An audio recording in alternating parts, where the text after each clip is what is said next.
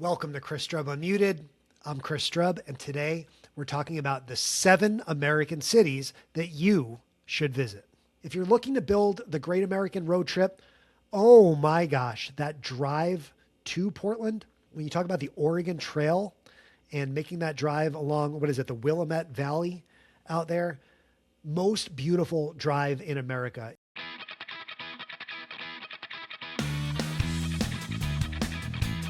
This is Chris Strub Unmuted, a show designed for open dialogue, honest reflection, and uncensored truths about the lives that we lead.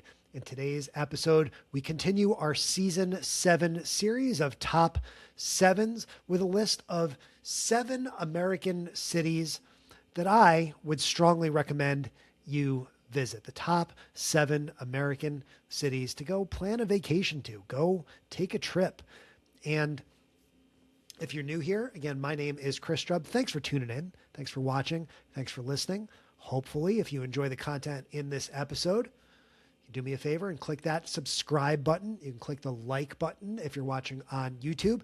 And ultimately, I'd love to be driving a conversation through this podcast. So if you're watching on YouTube, please go ahead, jump in the comments. Let me know, what cities did I miss? What cities did I get right?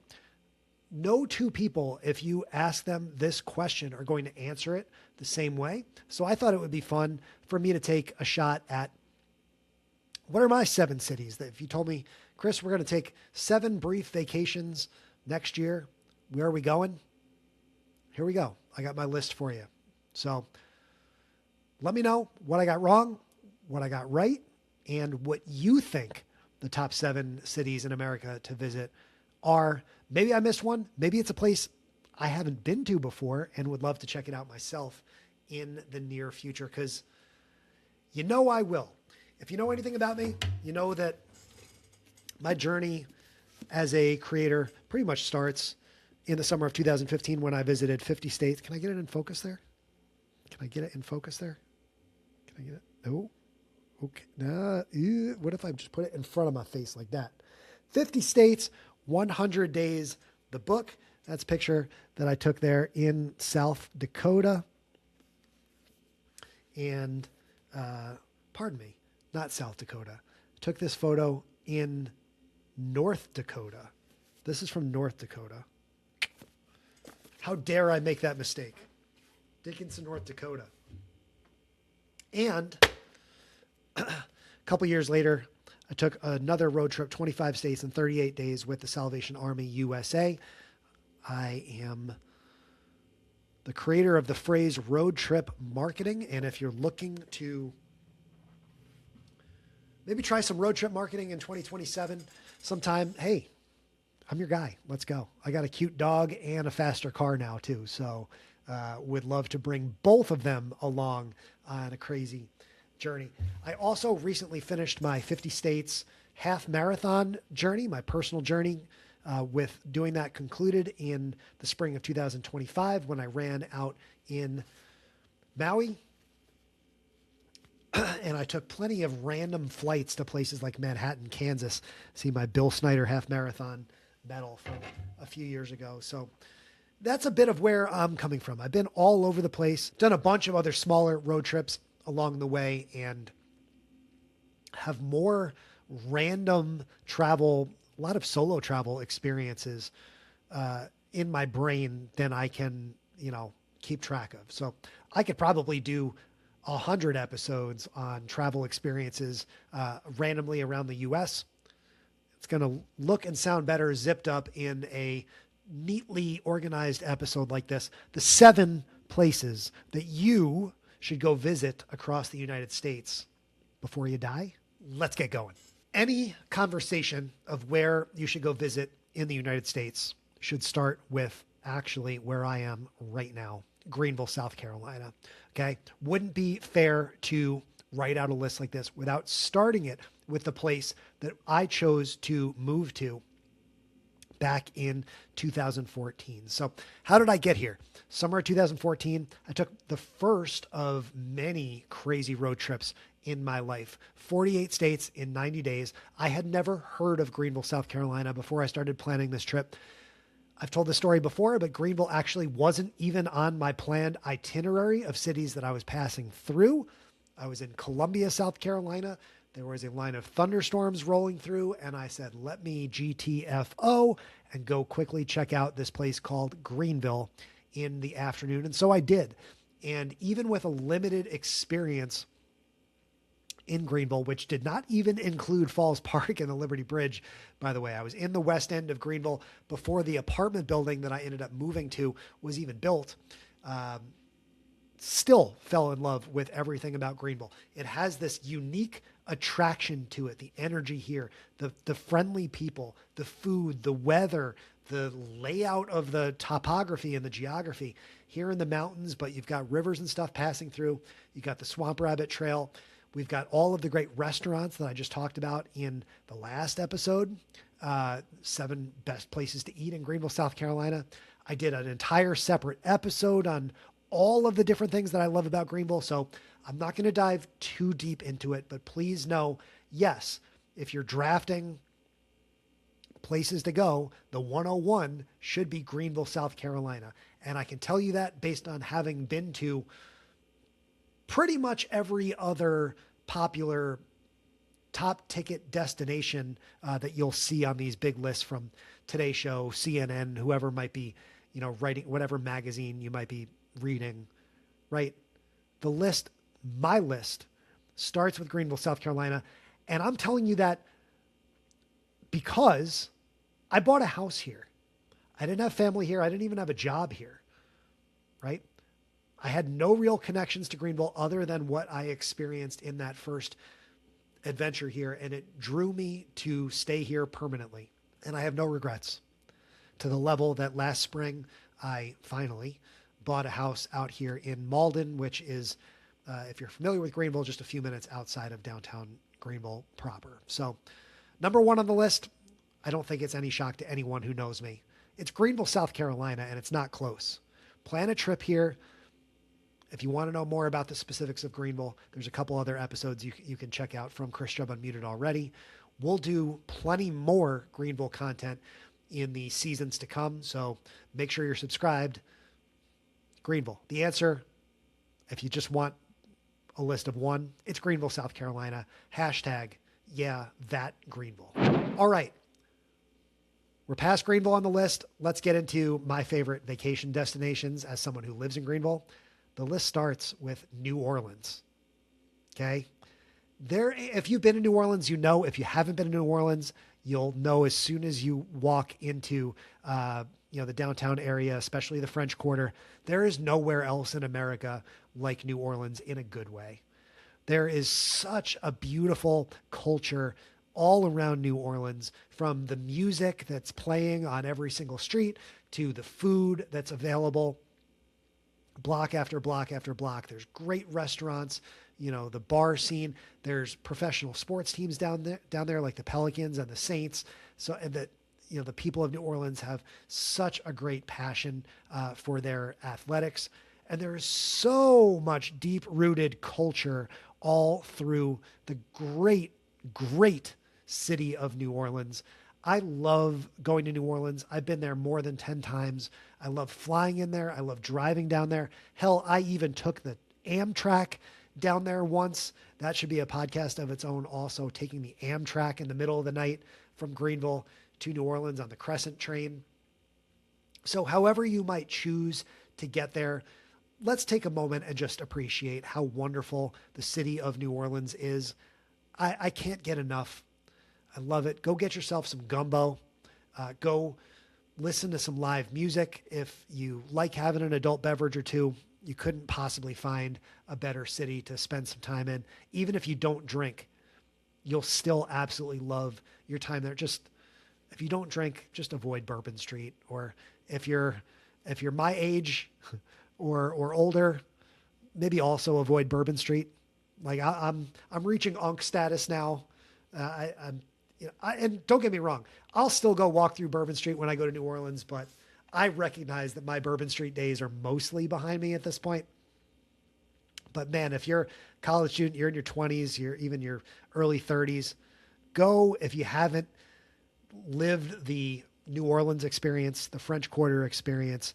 There's so many great museums there, so many cool things to do.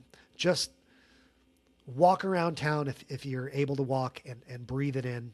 It is a beautiful, beautiful city that is always underappreciated on the national scene.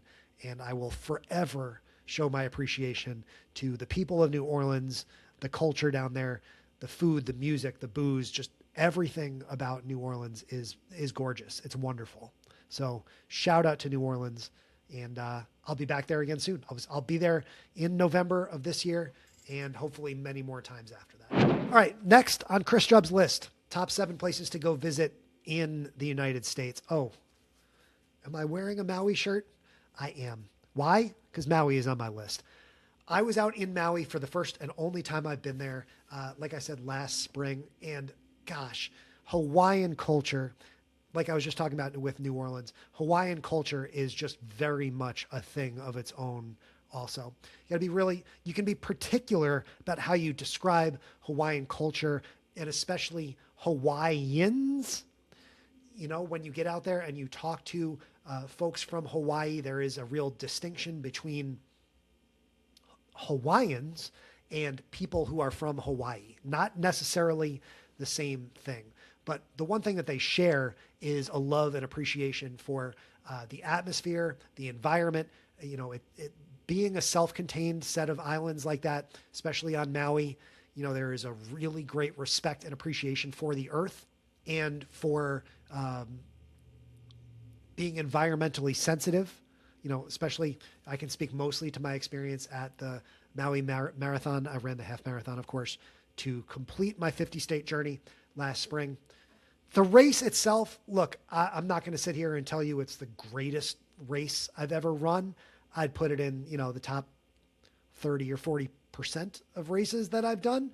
But obviously, you're in Maui. That's the best part of it, right? Is that there's so much to do. There's so much beauty out there. The beaches, you know, the seafood out in Hawaii is entirely unmatched.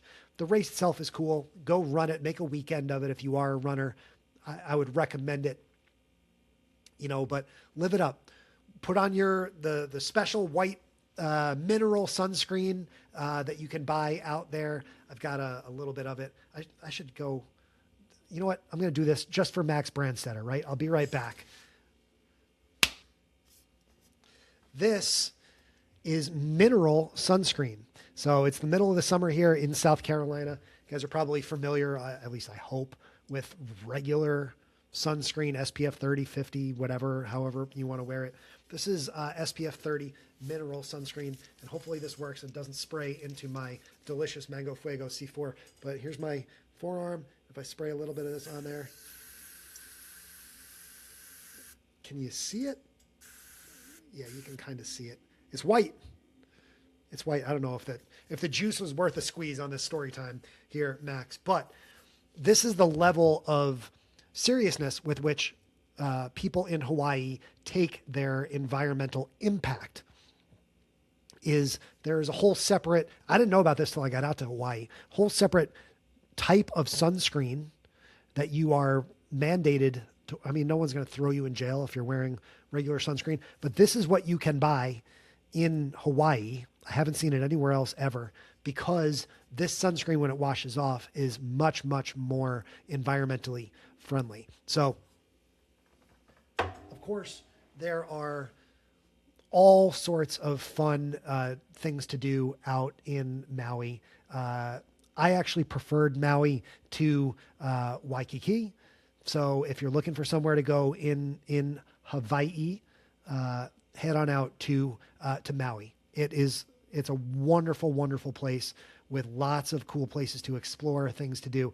The serenity of the beaches out there is just entirely unmatched. And hell, you're in Hawaii, so make a trip of it. It is worth it. It is absolutely worth it to get out there. Even if you only go once in your life, you have to say that you were there and you did it. Anyone that's been to Hawaii will tell you that same thing. So do it. Go to Hawaii. Bring back your almost empty bottle of mineral sunscreen. I just learned that there's really not much left in this bottle, but you get the idea. It is totally worth it and a great, great time. All right, C4, Mango Fuego, cheers. to the next big city on my list that's totally worth your time to go visit, and that is Portland, Oregon. Portland, Oregon. And also shout out to Portland, Maine, by the way, another great place. But let's talk about Portland, Oregon for a few minutes. And I haven't been out to Portland since 2014. So I'm sure that Portland, like any other city over the last 12 years, has evolved quite a bit since I've been there. Portland, Oregon really stuck well with me in terms of the memories of being, I was there in 2015, of course, too, for 50 States, 100 Days. So I've been there twice, in and out from Seattle down to Portland. It's a beautiful, cool city. And what has stuck with me over more than a decade since I've been there is the public transportation that is really emphasized in Portland. The further west you go, and then especially into the Pacific Northwest, these cities were built later in American history, right? So comparing to somewhere where I'm from, like New York, or even down here in South Carolina in the original colonies, the infrastructure that is built into these Pacific cities is going to be more modernized and more efficient. And I loved being able to get around on the streetcars of Portland and really see how interconnected and beautiful that city was. I was out there in Portland. The first time I was there with a couple friends, it was 2014, and it was the summer of 2014, which being 12 years ago, you can do the math, I was watching the World Cup on a giant outdoor screen in Portland. I have to imagine, that Pacific Northwest soccer culture is still extremely strong, even stronger than it was 12 years ago in Portland, and that sense of community is not something that you find everywhere in the States. So if you're looking to build the great American road trip, oh my gosh, that drive to Portland, when you talk about the Oregon Trail, and making that drive along, the Willamette Valley out there, most beautiful drive in America is driving from somewhere like Boise to Portland, Oregon. If you're driving across Oregon, holy moly, go do that. That's the recommendation for Portland. It's not just Portland itself. It's fly to Boise, get yourself a rental car, drive to Portland on a nice, beautiful, sunny weekend. Take your time. Go with someone so you can sit in the passenger seat and really take videos and pictures and stop and breathe it all in. That Oregon Trail stretch is, gotta be the most beautiful place in America. Like, with apologies to, coastal Hawaii, of all the long road trip drives that I've done over the years, that drive to Portland was another reason why I really think Portland, Oregon has sat heavy in my mind for 12 years now. It's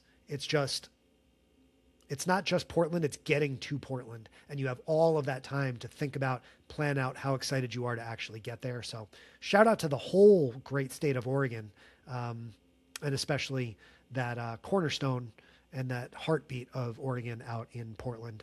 I got to get back out there. I'm talking myself back into it now.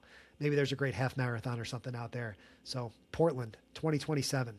Don't be surprised if you see your boy back out there again in Oregon next year. Let's stay out west for the fifth spot on my list of top 5 American cities to go visit. Go to the Southwest and shout out to Scottsdale, Arizona. One of my best friends, Steve Sassman, owns Scottsdale Rental Cabins. Let me make sure I get the brand right. Look, we're going to take a moment and emphasize here, Scottsdale Rental Cabins, Steve Sassman. So if you want to go out to Scottsdale, FlagstaffRentalCabin.com is where you can find Steve's rental properties out in Flagstaff, which is just about an hour north of Scottsdale. So 2 very different, dramatically different places, Flagstaff and Scottsdale. Dramatically different in terms of the context and the nature of each place and the weather too, right? So up in Flagstaff, because of the elevation, it's going to be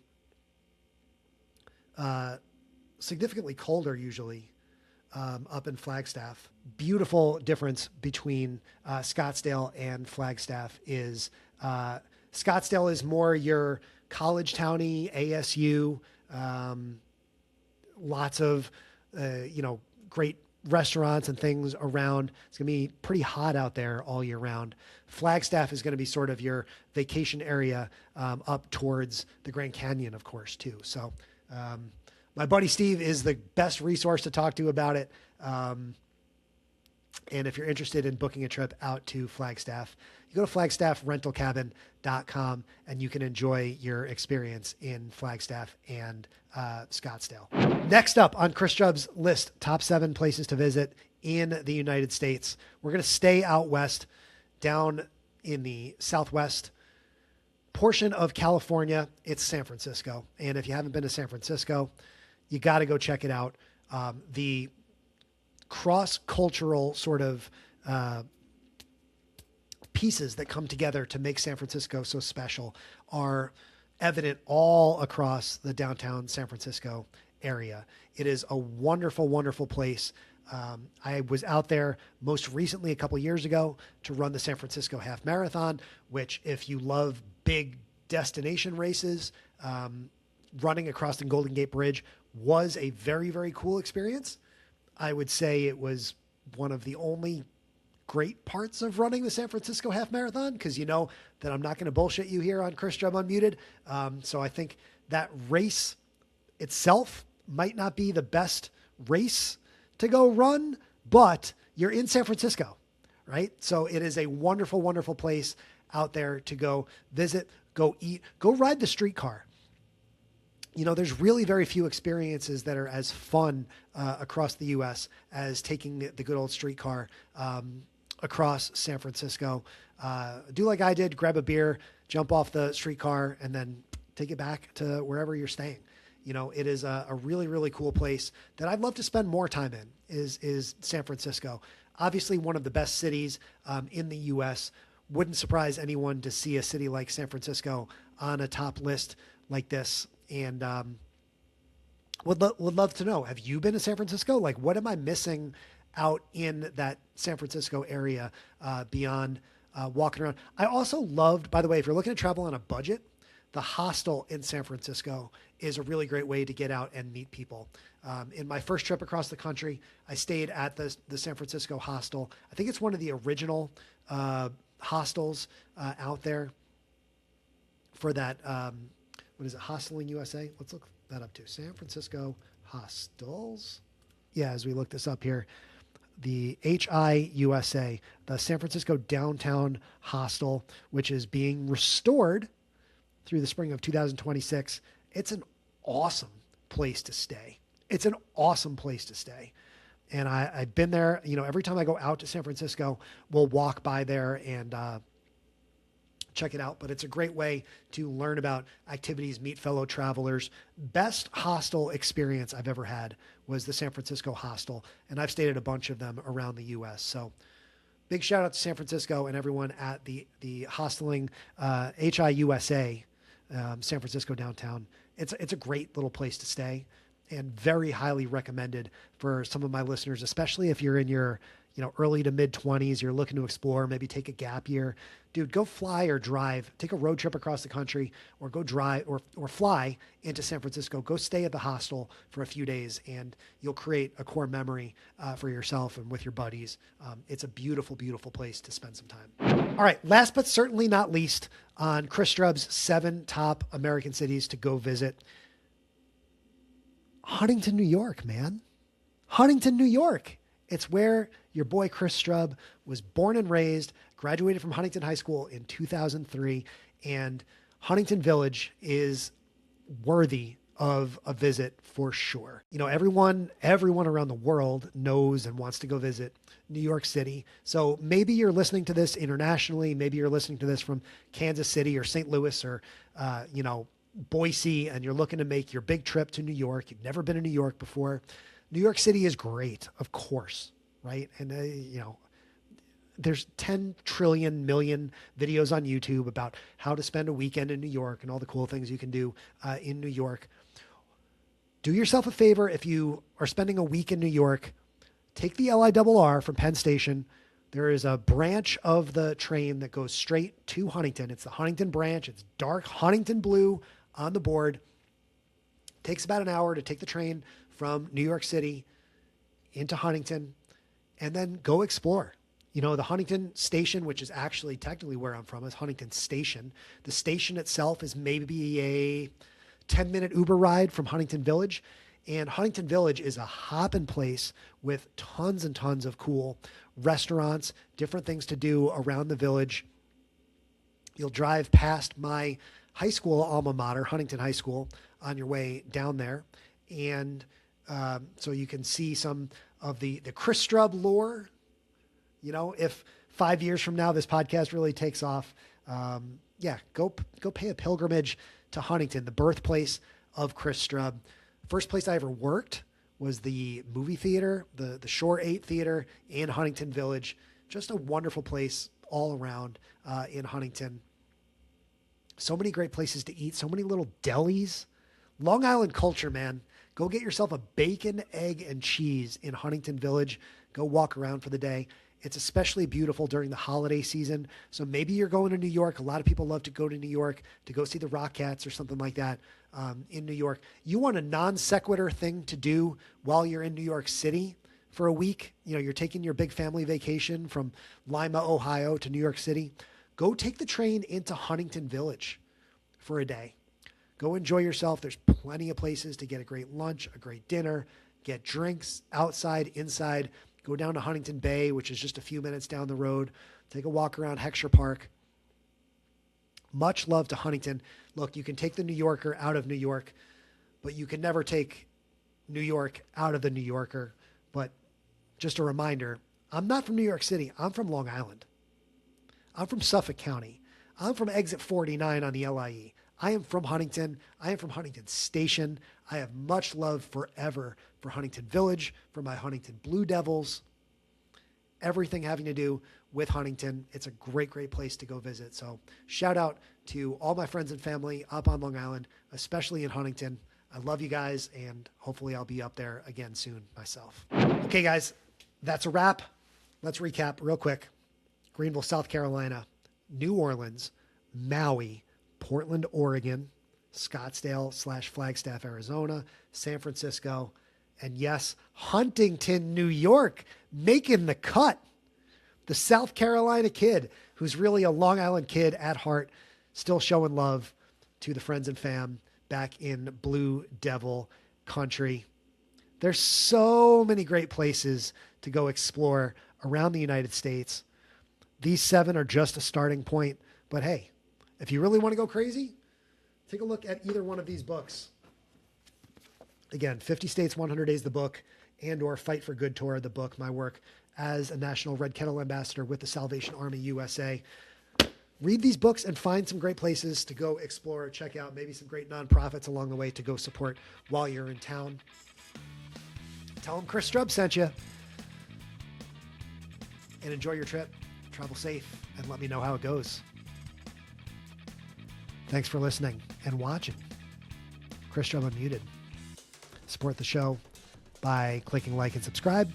Keep up with me on social media at Chris Strub. Let me know in the comments what I missed, what I got right, what I got wrong.